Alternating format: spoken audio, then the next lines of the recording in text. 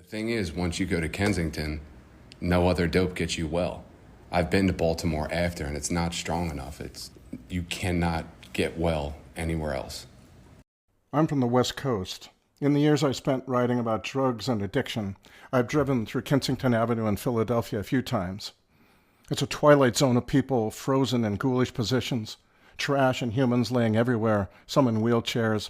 I've long wondered how people get stuck in that street nightmare. Then I had the opportunity to speak with Mike Mazars, who helped explain a few things.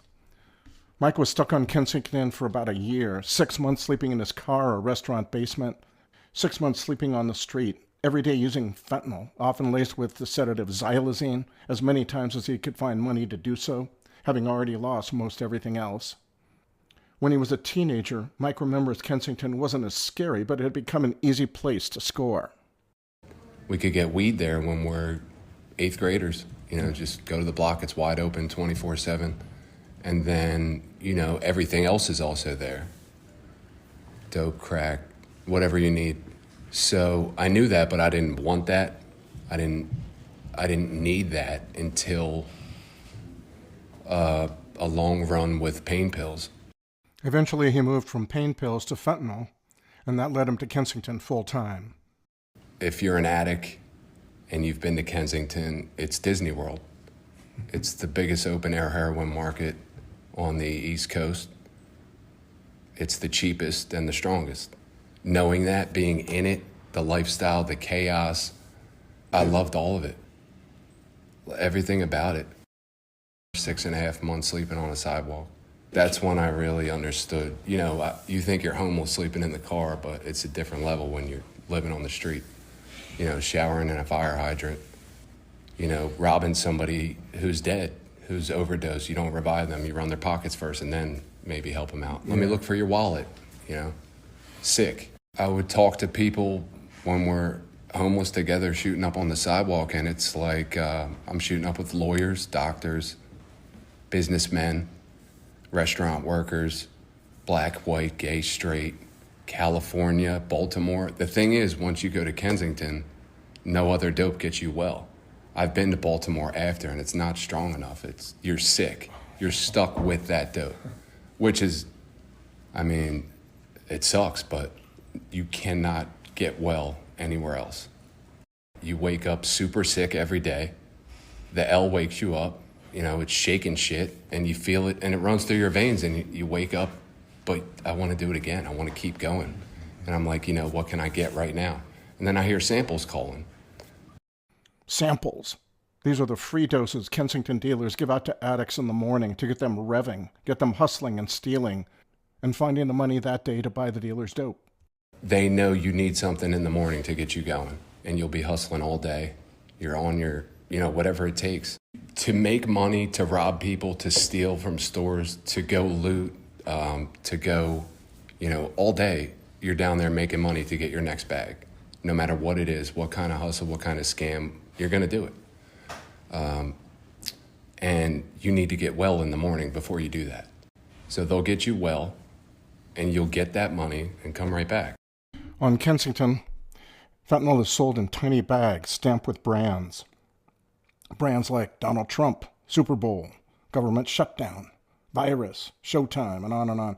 East Coast dealers have been branding their dope this way for years. Yeah, so like my first stamp was Chucky. It was a picture of, the Chucky doll stamped on a blue bag of heroin, fentanyl, xylazine. And that's the brand name, that's the stamp. If you really think about it in a business perspective, you're promoting the stamp verbally to all your friends you're getting high with, so they're going to go buy. It's Walmart, so, there's selection. Whatever you want, whenever you want. I could go here, here, here, or here. Which stamp do I like the most? Guys that gave me samples when I really needed it looked out for me, so I looked back out for them when I had money. I would go back to that block, even knowing that I wanted a different dope. So I'm going to get a sample. They'll test batches at different blocks. If it's a stamp they'll yell out the stamp name, or you could just look around and watch where 20 people are, we're doing yoga on the way there. Kensington yoga is a street term residents use for the folded, bent contortions that fentanyl forces an addict's body into.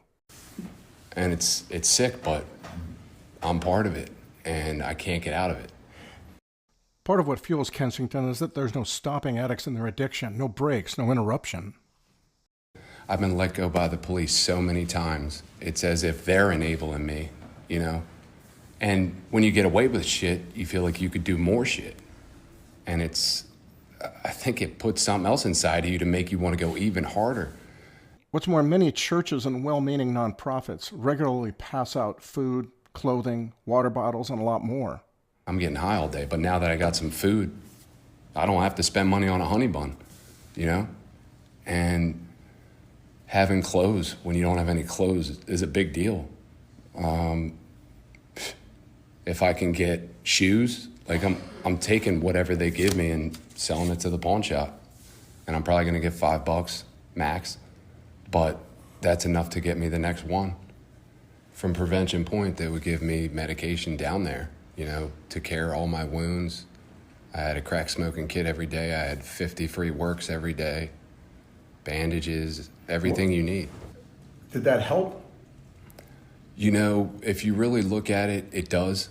But as addicts, we find a way to use it. Like the kids from the suburbs coming down to cop, I'm selling them works. And that's a way to make money. So yes, I'm enabled. But it also keeps it clean, disease-free. But, I mean, the shit we were shooting was xylazine and tranq. Even if you don't miss, you're getting wounds. Your hand's instantly blowing up. You're just slithering away in the wind down there. And it's like you're just a zombie. I lost all muscle tone in my body. I'm the weakest, and I was an athlete in high school, you know? So to lose that is also a bottom I needed to hit. In a year on Kensington, Mike estimates he overdosed 13 times, revived by Narcan each time. Clearly, there's some memory loss. Sometimes I just forget things. I can't put my finger on it. You know, what did I do last week? Where was I at this time? Something as simple as that. Once you pass 5 or 6, I knew it was close to the end. My skin was yellow. I got wounds, I got burns. You don't even know how half the shit happened. And you don't look like yourself. You don't even know who you are. I got open cases. I'm on the run. I have nothing, like except the clothes I'm wearing and whatever's in my pocket, and a bag full of works. My dad, I hadn't talked to him in probably 5-6 months, and he came block to block looking for me with my ID. And you know, he doesn't know the lingo, or he shouldn't be in a place like that.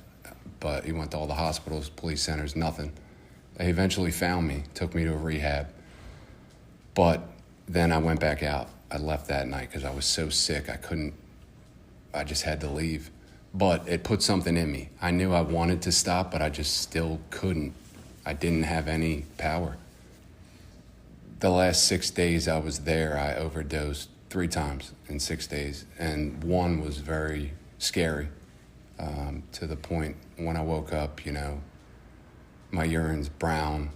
I'm sick. I feel very sick, like not just dope sick, but like your whole body's so weak. And I'm probably $150, and like I weigh 210, and I'm $150, soaking wet. Skin's burnt from the sun, because there's not many trees like the nice parks. I just didn't have anything else in life. I'm not dumb. I'm not a bad worker. You know, I'm a good person with values and morals that had just went out the window. So I knew I had to try something different. He was placed in a rehab center out in rural Maryland where, without money or transportation, he couldn't leave. I had already been there 6 times. But on that 28th day, I went to the wrong group. My counselor was out, and I met this man who, he just knew that I had just came from there, I guess by the look of what I looked like at the time. And he said, "Where are you going after this?" And I was like, "Back to Kensington. Like, I don't have anywhere to go, no more plans. I'm unemployable." And he said, "Why don't you try something different?" And he directed me to the Lyman House. I had to throw it up and let somebody else control my life. You know, through God, I made it to this house. I'd never even been to Delaware in my life. Now I'm a Delawarean. I went there for 10 months, and then I did the level 2 facility for 8 months. And then I got an apartment with my friend in Trolley Square for a year.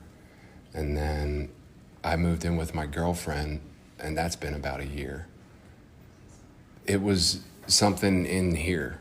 It was more of a spiritual bottom. Like, yes, I had overdosed. I had the open cases. I got no finances. I got nowhere to live. I'm sleeping on a sidewalk, but that's not enough. It had to be something in here. And it was like, all right, dude, like, just give it up. Try something new. Mike Mazars is almost 4 years sober and the sales manager for a lawn care company. He feels blessed to have lived through his months on Kensington under the L train. That blessed feeling is what he takes with him from his year on the street. Well, that and something else. I got like this scar from overdose, and I landed face first on something, on a hot crack pipe. Yeah, I fell out, landed on it like that, woke up, and it was just a crazy burn. You could still see the scar. It's not bad, though. It's like a battle scar from a life I used to live. That was Leaving Kensington with Mike Mazars on the Dreamland podcast. Tune in next week for more conversations, audio tales, and all the rest. And subscribe to my newsletter if you haven't already at samquinones.substack.com.